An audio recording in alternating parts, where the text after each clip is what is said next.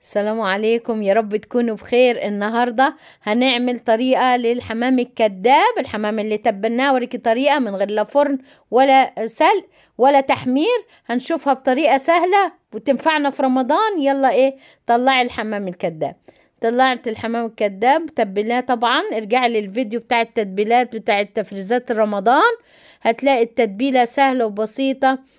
جبت وعملت الرز الابيض، معلقة سمنة ومعلقة زيت، حطيتها وشوحت فيها الرز بالطريقة العادية خالص، ورق لورا وحبهان، وزقيته بالمرق اللحم او مرق الفراخ. عايزة تعمليه بالمية ومرقة بمية بس براحتك طبعا، حاجة ترجعلك. وحطيت عليه كمان حبة فلفل اسود، وحطيت رشة ملح بسيطة بتديله تطعيمة حلوة بعد ما يستوي، وتقلبي فيه الفلفل الاسود بيديله نكهة حلوة جدا. هنمسك كده الاوراق بتاعت الفراخ وهنحط فيها نحشيها.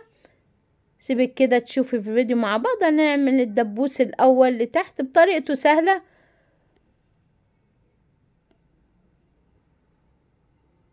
بعد ما مليته كده حطيته كمان لازم يكون الرز يبرد شوية، انا سبته يهدي شوية عشان ما يفرقعش منك. وحطيته بالخلة وشبكته بالطريقة دي.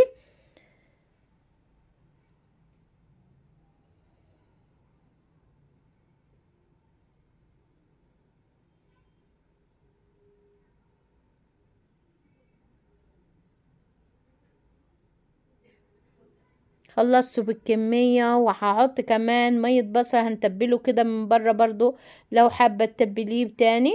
حطيت مية بصل ورشة ملح ورشة فلفل اسود عليها، وهحط بابريكا، وهنحط كمان كركم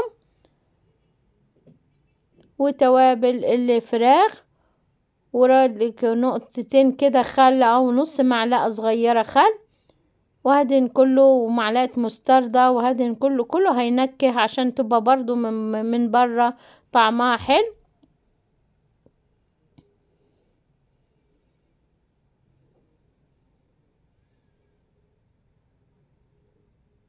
دهنتها كلها، وراح حطيت اللي هي الطاسة على النار، حطيت فيها معلقة زبدة او معلقة سمنة، المادة الدهنية اللي انت عايزاها، وهحطها في الطاسة. هنسويها في الطاسة 5 دقايق من الناحية دي و5 دقايق من الناحية دي، هتستوي بسرعة. وحطيت معاها نص كوباية مية سخنة عشان تكمل سواها. اول ما تشرب المية هتكون استوت، وهنشوفها مع بعض. طريقة سهلة وبسيطة عن السلق، ولا فرقعت ولا فتحت ولا اي حاجة. احط باقي الرز اللي كان عندنا وحطيته عليها كده، هنقدمها بطريقة سهلة تخلصيها في ايام الصيام. روعة روعة، 10 دقايق هتكوني خلصتيها واستوت من جوه زي ما احنا شايفينها. يا رب اكون عطيتك فكرة جديدة تجربيها وتعجبك، وتنسيني في اللايك والشير.